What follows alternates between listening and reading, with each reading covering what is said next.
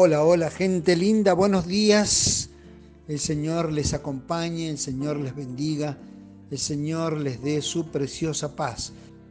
Vamos a hacer una oración y nos vamos a introducir en el tema maravilloso del capítulo 2 de Primera de Corintios. Amoroso Dios y Padre que estás en los cielos, exaltamos tu nombre sobre todo nombre. En primer lugar, alabamos tu nombre, bendecimos tu nombre santo, Señor, y damos gracias por tus misericordias. Habernos acompañado hasta aquí, desde los inicios, mostrando tu aprobación y tu bendición sobre nosotros y sobre la programación de Impacto Jesús. Rogamos que nos acompañes, que tú nos dirijas, y que tu precioso Espíritu y tus poderosos ángeles estén ministrando a cada oyente que está tomando decisiones de entregar su corazón, entregar su mente y entregar su vida a ti en el pacto contigo, Señor. Por favor, abrázalos, protégelos, cuídalos, porque son tuyos, en tus manos están escondidos y sus nombres te son conocidos. Gracias Padre eterno, gracias Espíritu Santo, en el nombre de Jesús. Amén. Muy bien, mis amados, disfrutando de la lectura de la palabra de Dios, como hacemos siempre para introducirnos en el tema, capítulo 2. Dice el apóstol escribiendo el gran pastor Pablo a su iglesia. Así que, hermanos, cuando fui a vosotros para anunciaros el testimonio de Dios, no fui con excelencia de palabras o de sabiduría, pues me propuse no saber entre vosotros cosa alguna, sino a Jesucristo y a este crucificado. Y estuve entre vosotros con debilidad y mucho temor y temblor, y ni mi palabra ni mi predicación fueron con palabras persuasivas de humana sabiduría, sino con demostración del Espíritu y de poder, para que vuestra fe no esté fundada en la sabiduría de los hombres, sino en el poder de Dios. Vamos a leer hasta acá y después vamos a ir avanzando en la lectura a medida que vamos disfrutando y desarrollando esta porción. Vamos a hacer una introducción general al capítulo 2, una visión a vuelo de pájaro, y vamos a puntualizar tres cosas. La primera, cuando Pablo le dice a su iglesia, a sus hermanos queridos, así que hermanos, cuando fui a vosotros, no fui con... Así que lo primero que podemos anunciar aquí, que Pablo presenta, es que cuando fui a vosotros lo hice con sencillez. Podríamos poner nosotros hoy en unas expresiones más conocidas para nosotros, fui a vosotros con bajo perfil. ¿Sí? Fui a vosotros con bajo perfil. No fui agrandado por las bendiciones que el Señor me ha otorgado, por las visiones que el Señor me ha otorgado, temas que Pablo va a desarrollar más adelante. Segundo punto del análisis general, dice, lo hice con temor. Y es bueno que aclaremos acá a qué temor se refiere Pablo aquí. No dice que lo hizo con temor por miedo, por su seguridad personal. Pablo no estaba preocupado por eso. Él no tenía miedo. Confiaba en Dios y él sabía perfectamente que lo que le pasaba estaba dentro del plan de Dios. no era ajeno al proyecto que Dios tenía para Pablo. La cárcel, los apedreamientos, el barco, el fracaso, la caída, la isla, la mordedura de la serpiente, todo eso estaba dentro del plan de Dios. Nosotros tenemos que ir aprendiendo en el caminar con Dios que todo lo que sucede, lo que nos sucede, está dentro del plan de Dios. Y eso nos ayudará a tener tranquilidad, a estar gozosos, en paz con Dios, de que lo que pase en nuestras vidas o en la vida de nuestros seres queridos está dentro del plan de Dios. Así que ese temor no tenía que ver con la seguridad personal de Pablo. ¿A qué se refería cuando lo hizo con temor? El temor de la responsabilidad de realizar bien la misión. Ese era el temor de Pablo, la preocupación de Pablo, que no fuera aliado falto cuando el Señor lo pesara en balanza. Su fidelidad, su responsabilidad en la misión dada eran muy importantes para la vida del pastor Pablo. Y el tercer punto, estas tres perlitas a vuelo de pájaro, dice, lo hice con el poder de Dios. Cuando se acercó a ellos, dice, no lo hice con palabras persuasivas de humana sabiduría. No lo hice con palabras mías, sino con palabras de Dios, con poder de Dios. Hablé como un mensajero de Dios.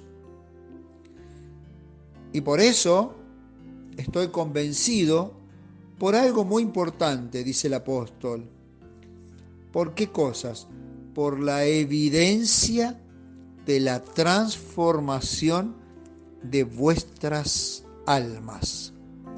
La evidencia de la predicación de Pablo, que llevaba el sello de Dios, la aprobación de Dios de su ministerio, era reconocida por la recompensa, por la satisfacción de ver las almas convertidas y entregadas a su Señor. Así que mis queridos, teniendo este resumen en la mente, capaz que lo estás anotando, sería bueno que lo anotes. Vamos a comenzar entonces con el análisis del capítulo 2 en los versículos, como hacemos siempre. Versículo 1 dice, cuando fui para anunciaros, ¿qué cosa? ¿Qué cosa tenía que anunciar Pablo? Dice, el misterio, ¿sí? El testimonio, el misterio de Dios, el misterio, el plan secreto de Dios. Eso es lo que tenía que anunciar Pablo. Y eso es lo que tenemos que anunciar nosotros. Eso es lo que la humanidad necesita saber, conocer. Hemos sido constituidos ministros del Evangelio para anunciar el misterio de Dios, el plan secreto de Dios, para anunciar el testimonio de Dios. Si nosotros comparamos esta expresión con el capítulo 1, versículo 23, que lo tienen ahí cerquita, en el versículo 23 dice, nosotros predicamos a Cristo crucificado. Esa es la misión, la predicación de Jesucristo, de la vida de Jesucristo, de la vida de nuestro Señor y Salvador, de la muerte de Jesús, de la resurrección de Jesús. En el capítulo 1 de esta carta, por supuesto, en el versículo 6, dice, en la medida en que el testimonio acerca de Cristo ha sido confirmado entre vosotros. El testimonio, lo que Pablo contaba, estaba dando el testimonio acerca de Cristo, predicando el Evangelio de Jesucristo, el Evangelio del reino en Jesucristo. No fui con, sí, no lo hice con palabras de humana sabiduría, como lo había hecho en Corinto. Hay algunas escuelas, algunos teólogos que plantean dos opciones en relación a Atenas. Una es la opción del fracaso de Pablo en relación con Corinto. La idea del fracaso de Pablo es que, usando esta idea que aparece acá, de humanas palabras, de humana sabiduría, es que Pablo se equivocó en Atenas presentando, tratando de congraciarse con los sabios, se presentó como sabio con palabras de humana sabiduría y por eso no tuvo mucho éxito en Atenas. En cambio, en Corinto, enseñan algunos, que Pablo se presentó de otra manera. Dijo, no voy a hacer lo que hice en Atenas. Y entonces se presentó con bajo perfil, como dijimos, ¿no? Con sencillez para los corintios. En lo personal, nosotros ya hemos compartido este análisis cuando dimos Hechos de los Apóstoles y no hay nada más lejos de esta interpretación que el relato bíblico. No encontramos absolutamente nada en el relato bíblico de la predicación de Pablo a los atenienses que hubiera dejado de lado a Jesucristo y a este crucificado y a este resucitado. Como ya lo hicimos, ya lo analizamos, vamos a seguir entonces compartiendo, disfrutando nosotros de este mensaje maravilloso. Dice el versículo 2, me propuse no saber, no hablar de otra cosa, versículo 2, que ¿qué? Entre vosotros, que a Jesucristo y a este crucificado. A Jesucristo y a este crucificado. Evidentemente, la historia de la cruz, la historia de amor de Dios por Israel, enviando al Mesías, y de Dios por el mundo gentil, abriendo las puertas para que los gentiles encuentren la oportunidad, la posibilidad de la salvación, a Pablo lo subyugaba, lo anonadaba, lo dejaba tan embelesado, tratando de comprender y entender y disfrutar para compartir el amor de Dios con aquellos que no lo sabían, que Pablo se deleitaba en esta actividad, en este ministerio que el Señor le había dado. Vamos a hacer nuestra primera pausa. Seguimos con el versículo 3. Versículo 3 dice lo siguiente: y estuve entre vosotros con debilidad y con mucho temor y temblor. Pueden ser asuntos, algunos interpretan, asuntos de salud personal. Estuve con debilidad, con temor, con temblor por su propia salud, digamos, ¿no? Su naturaleza humana defectuosa, quebrada. Recuerden que Pablo tenía serios problemas. El tema de la visión, muchos teólogos comparten que Pablo, si bien el Señor hizo el milagro de darle la vista, pareciera ser que no fue,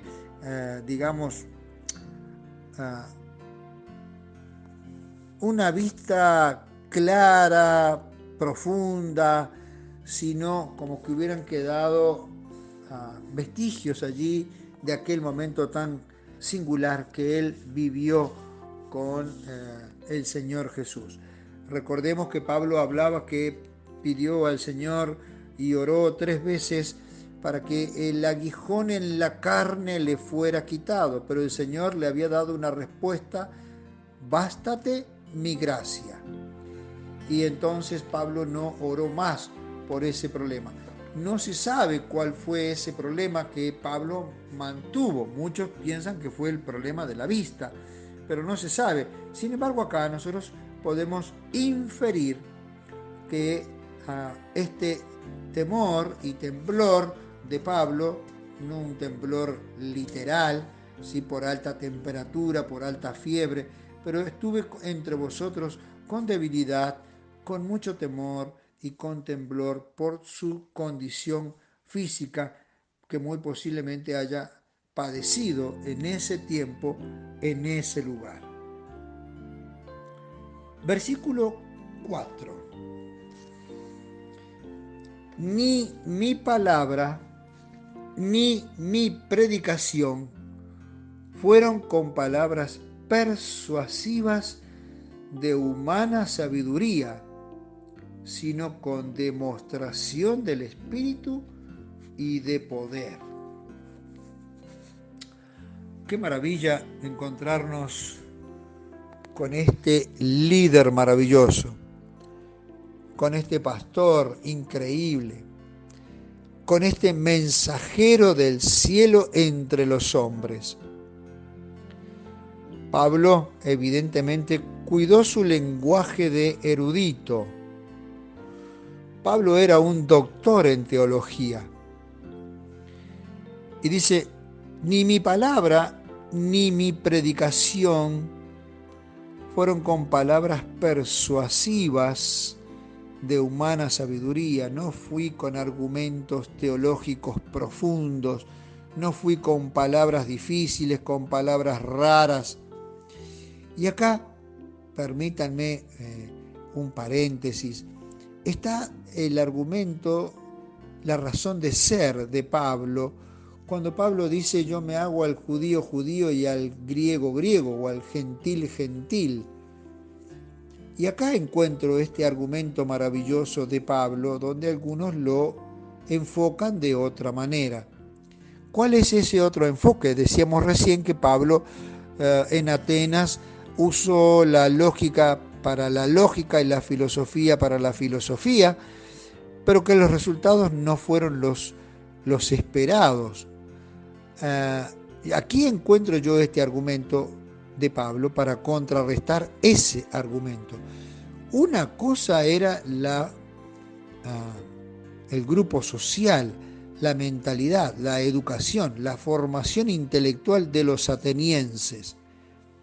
Y otra, que ya lo vimos, que ya fue en la introducción planteado, era los oyentes de Corinto.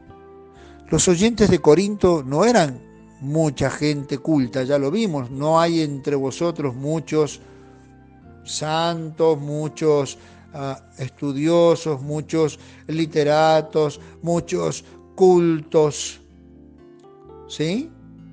Entonces, acá está el argumento de Pablo. ¿Por qué Pablo habló de una manera en Atenas y por qué habló de otra manera en Corinto? Porque la clase de oyentes de Atenas era diferente a la clase de oyentes que tenía en Corinto. Y esto tiene que ver con la consideración de un sabio pastor. Cuando pastoreamos iglesias en las que tenemos hermanos no muy preparados intelectualmente, algunos sin escuela, otros con apenas escuela, y uno se presenta con una profesión, con un título, con una licenciatura en teología, podría hablar en difícil y los hermanos no serían beneficiados en nada, no serían bendecidos en nada. Ahora, cuando hay otra clase de oyentes, otro grupo de oyentes que son más preparados, que son maestros, profesores, licenciados, ingenieros, arquitectos, abogados, médicos, entonces el licenciado podrá hablar con otros términos, de otra manera, con otras argumentaciones para llegar a las diferentes clases sociales. Recuerdo cuando un profesor, amigo, doctor en psicología, él me decía, muchas veces los pastores predican como si todos en la iglesia fueran ovejas. Prestá atención a este ejemplo porque está muy interesante. Este doctor en psicología había estado observando mucho tiempo esta situación y entonces él decía que muchas veces los pastores predicaban en las iglesias como si todos fueran ovejas. Y yo me quedé mirándolo y le digo, y a ver, ¿a dónde querés ir? Y me dice, en la iglesia también hay jirafas. Muy claro su ejemplo. Tenemos que predicar a un nivel de ovejas y a un nivel de jirafas. Las jirafas, él apuntaba a aquellos intelectuales que hay en la iglesia. Muy bien, dice el versículo 4, que Pablo cuidó su lenguaje. Mi palabra ni mi predicación fueron con palabras persuasivas de humana sabiduría. Habló con sencillez, pero dice el apóstol, con demostración del Espíritu y de poder. La sencillez podía acompañarlo en la iglesia de Corinto, como la erudición podía acompañarlo en la iglesia de Atenas, o en la iglesia de Berea, o en la iglesia de Tesalónica, en aquellos lugares donde el Señor habló y mostró su poder, su gloria y su gracia, obrando en su siervo y a través de su siervo, con demostración del poder del Espíritu Santo. Versículo 5. Para que vuestra fe, es decir, esto que les estoy diciendo, lo que hice entre vosotros, lo hice ¿para qué? Para que vuestra fe no esté fundada en la sabiduría de los hombres, sino en el poder de Dios. No hay ningún milagro mayor, ningún milagro. A veces el enemigo usa, sin que nos demos cuenta, a los siervos de Dios, los pastores, que están procurando mostrar el poder de Dios a través de los milagros. Y entonces hay milagros de sanidades, milagros de personas que reciben el oído, que reciben la vista, que pueden salir caminando, y eso es verdad y es demostración de poder. Ahora, ¿sabes cuál es el milagro más impresionante que no tiene igual? Que Dios puede hacer, y lo hace por miles y por millones, pero no le prestamos atención. ¿Sabes cuál es? Un corazón convertido para Cristo. Un esposo convertido, una esposa convertida, una madre, un padre, un abuelo, un hijo. Esos milagros donde el Señor toca la mente y toca el corazón. No hay un milagro de sanidad física. No se le restaura una mano, no se le restaura un brazo, no se resucita un muerto físicamente hablando. Pero estos milagros de transformaciones de mentes, de corazones, de familias que estaban a punto de quebrarse como individuos, de quebrarse como matrimonios, de romperse como familias, y son restaurados. Ese milagro es el más impresionante de los milagros. Y Pablo se acerca a ellos y le dice, me he preocupado y me he ocupado de hablarles con sencillez para que ustedes puedan entender realmente, verdaderamente, y para que vuestra fe no esté fundada en la sabiduría de los hombres, sino en el poder de Dios. Una familia transformada, un hogar transformado, un padre transformado, una madre transformada, un hijo transformado, manifiesta la forma más impresionante el poder de Dios obrando en sus hijos y en la familia de Dios. ¿Hacemos otra pausa? Entramos a nuestro último bloque y vamos a leer capítulo 2, versículo 6, por lo menos, a ver si llegamos hasta el 9.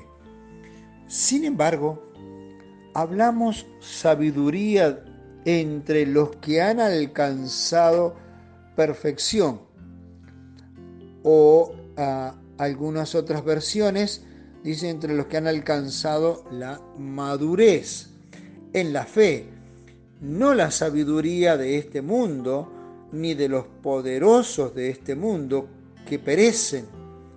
Hablamos sabiduría de Dios en misterio, la sabiduría oculta que Dios predestinó antes de los siglos para nuestra gloria, la cual ninguno de los poderosos de este mundo conoció, porque si lo hubieran conocido, nunca habrían crucificado al Señor de la gloria. Antes bien, como está escrito, cosas que ojo no vio, ni oído oyó, ni han subido al corazón del hombre, son las que Dios ha preparado para los que le aman. Vamos a ver si podemos avanzar con estos versículos y con esta lectura. Antes, permítanme hacer una introducción a lo que Pablo va a desarrollar a partir de ahora. Tal vez deberíamos entender un poco en lo que Pablo va a comprender, a desarrollar ahora, algo sobre las dos actividades sobresalientes de la iglesia cristiana primitiva. Te lo repito, las dos actividades sobresalientes de la iglesia cristiana primitiva, la iglesia del siglo I, ¿sí? Dos actividades sobresalientes. Uno tenía que ver con la famosa predicación, el querigma, ¿sí? Una palabra griega muy usada, muy conocida, la predicación, el querigma, la proclamación del evangelio, del mensaje de Dios para el mundo. Lo más importante para la iglesia de Cristo de aquel tiempo era la proclamación, la predicación del mensaje de Dios a través del evangelio de Jesucristo para la humanidad. Eso era para afuera de la iglesia. La gran preocupación de la predicación del evangelio. Todo el mundo tiene que saber lo que pasó. Todo el mundo tiene que conocer qué sucedió en el plan de Dios para la raza humana. Y eso es el plan de salvación. Y eso es en Cristo Jesús el misterio de los siglos que fue revelado. La predicación del evangelio. Punto número 1, la predicación del evangelio. Punto número 2, la enseñanza del evangelio. Conocido con una palabrita también popular, conocida, la didaché, la enseñanza de la palabra de Dios. Esto era hacia adentro. Dos ministerios claramente establecidos en la iglesia del siglo I. Para afuera, el querigma, la predicación, la proclamación de las buenas nuevas de Dios para la raza humana.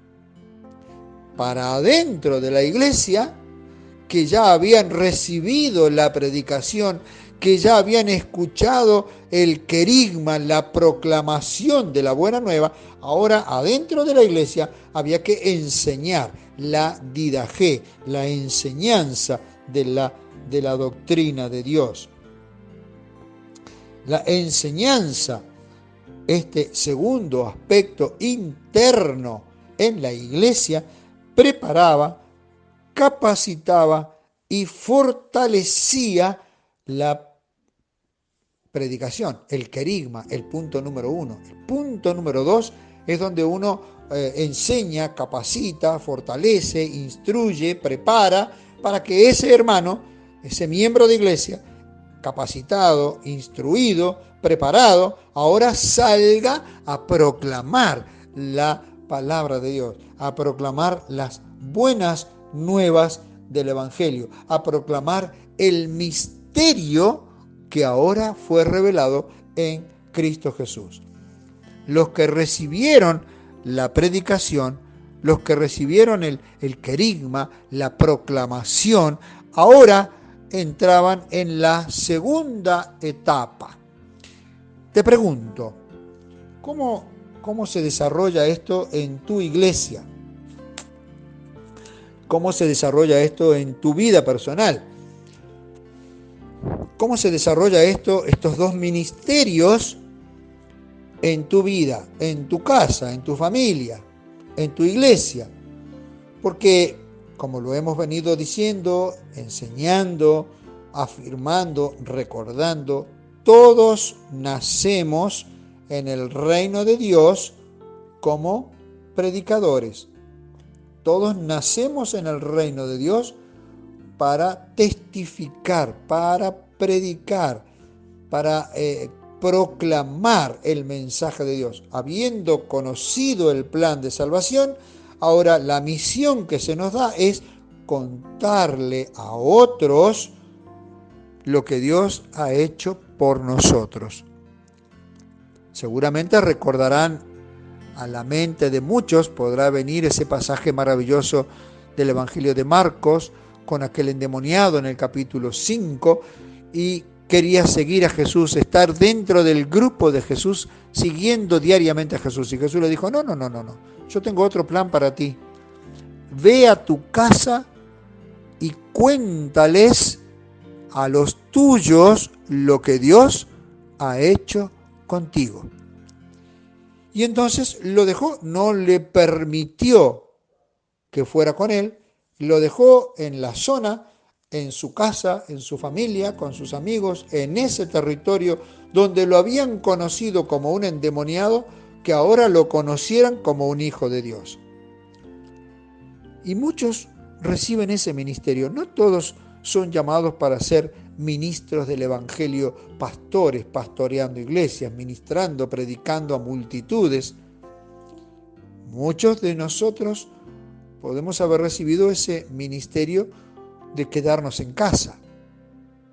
Nosotros, con mi esposa, cuando conocimos el Evangelio, nos recibimos el llamado para ser ministros de la palabra de Dios y ministros del Evangelio. Pasaron muchos años y el Señor nos llamó para ministrar en nuestra casa, en nuestra familia, para ganar a nuestros seres queridos, para conquistarlos, para contarles el misterio del amor de Dios, del plan de salvación. Y muchos de los que están escuchando el mensaje de Impacto Jesús en esta mañana pueden haber recibido este ministerio como ese joven que había sido endemoniado y ahora era un hijo restaurado de Dios. Y Jesús le dijo, cuenta en tu casa. Así que pueden haber muchos oyentes en este momento que están tomando la decisión o han tomado la decisión de seguir a Jesús y de servir al Señor en el hogar, en el barrio, en la familia, en el trabajo. Y entonces podrán bromear, podrán cargarte porque te hicieron un lavado de cerebro, pero ninguno de ellos, podrá contrarrestar el argumento de tu vida, de tu cambio de vida, de que antes te dedicabas más a los amigos o que a la familia, que a la esposa, o te dedicabas más a las amigas que a tus hijos, y muchas veces quedaban tus hijos desatendidos o tu esposo desatendido, hasta que el Evangelio de Jesucristo llegó a tu casa, llegó a tu corazón, llegó a tu mente y produjo el cambio. Podrán haber bromas, pero nadie podrá negar el milagro de la transformación de tu vida. Y nadie podrá negar la transformación de tu casa, de tu familia, de tu hogar. Y eso es el poder de Dios obrando, como dice Pablo, con el poder de Dios. Hoy en nuestra iglesia usamos nosotros, los adventistas del séptimo día, usamos el mismo sistema. Y en las iglesias evangélicas se usa el sistema también en la escuela dominical, preparando, estudiando la palabra de Dios, conociendo más la palabra de Dios y disfrutando más del conocimiento y de la profundidad del Evangelio. ¿Cómo es tu iglesia hoy en día? ¿Cuánto tienes de oportunidad de crecimiento en la enseñanza? ¿Cuánto tiempo se dedica en tu iglesia a enseñar la palabra de Dios? ¿Cuántas oportunidades tienes para crecer en el conocimiento de la palabra de Dios? Quiero animarte para que esto pueda ser una realidad en tu vida y puedas disfrutar con este plan que el Señor está manifestando. Y vamos a tener que cortar por el tiempo que se nos va, así que no entramos en el capítulo, en el versículo 6 directamente, porque hicimos estas consideraciones de lo que era la predicación, el plan de Pablo, el plan de los apóstoles en el siglo I, la predicación, el querigma, la proclamación de la palabra de Dios hacia afuera y luego hacia adentro. Aquellos que escucharon la palabra de Dios, que recibieron el mensaje de Dios, ahora están adentro. A esos ahora hay que enseñarles, hay que fortalecerlos, hay que prepararlos, hay que capacitarlos para que luego se transformen en los predicadores, en los evangelistas que llevan el testimonio de Cristo, del misterio de Cristo revelado ahora al mundo y lo conozca y lo acepte y se enamore y se sumen a esa cadena maravillosa. El Señor te abrace con su precioso espíritu. Un gran abrazo. Chau, chau.